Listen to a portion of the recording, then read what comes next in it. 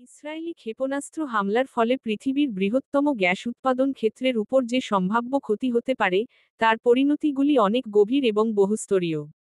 এই ধরনের হামলার তাৎক্ষণিক প্রভাব শুধু ওই নির্দিষ্ট স্থানের মধ্যেই সীমাবদ্ধ থাকবে না, বরং তা বিশ্বব্যাপী অর্থনীতি, রাজনীতি, পরিবেশ এবং মানব জীবনে সুদূরপ্রসারী পরিবর্তন আনতে সক্ষম।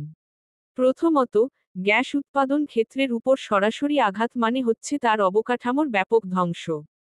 এই সমস্ত স্থানে সাধারণত শত শত কিলোমিটার পাইপলাইন, প্রক্রিয়াজাতকরণ ইউনিট, শোধনাগার, সংরক্ষণ ট্যাঙ্ক ও স্থানীয় বিদ্যুৎ উৎপাদন ইউনিট থাকে।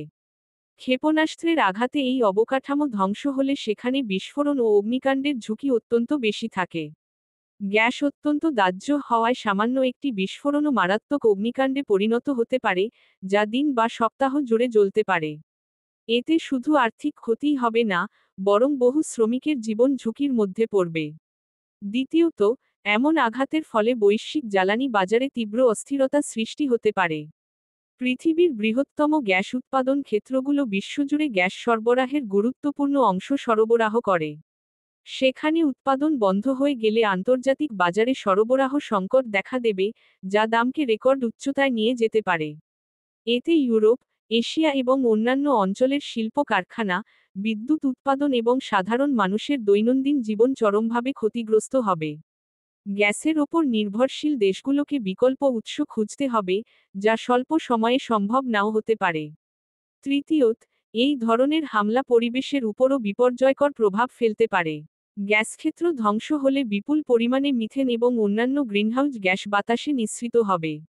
মিথেন কার্বন ডাই অক্সাইডের তুলনায় অনেক বেশি শক্তিশালী গ্রিনহাউস গ্যাস, ফলে জলবায়ু পরিবর্তনের প্রক্রিয়া আরও ত্বরান্বিত হবে। বিস্ফোরণ ও অগ্নিকাণ্ডের ফলে বিষাক্ত গ্যাস, ধোঁয়া ও রাসায়নিক পদার্থ পরিবেশে ছড়িয়ে পড়বে, যা পার্শ্ববর্তী অঞ্চলের জনস্বাস্থ্য ও জীববৈচিত্র্যের জন্য মারাত্মক হুমকি সৃষ্টি করবে। চতুর্থত, এ ধরনের হামলা আন্তর্জাতিক কূটনীতিক সম্পর্কেও গুরুতর সংকট তৈরি করতে পারে। জ্বালানি নিরাপত্তা প্রশ্নে বড় বড় অর্থনৈতিক শক্তিগুলোর মধ্যে নতুন করে টানাপোড়েন শুরু হবে। এর ফলে নতুন নতুন সামরিক জোট, নিষেধাজ্ঞা, বাণিজ্য যুদ্ধ কিংবা সরাসরি সামরিক সংঘাতের সম্ভাবনাও বেড়ে যেতে পারে। জাতিসংঘ বা অন্যান্য আন্তর্জাতিক সংস্থাগুলিকে এমন পরিস্থিতি নিয়ন্ত্রণে আনতে হিমশিম খেতে হতে পারে। সবশেষে, এই হামলার মানবিক প্রভাবও অত্যন্ত গুরুতর। সরাসরি হামলায় নিহত বা আহতদের পাশাপাশি, যারা সেখানে কাজ করত বা বসবাস করত তাদের জীবিকা, বাসস্থান ও নিরাপত্তা চরমভাবে ক্ষতিগ্রস্ত হবে। শরণার্থী সংকটের মতো মানবিক বিপর্যয়ও দেখা দিতে পারে।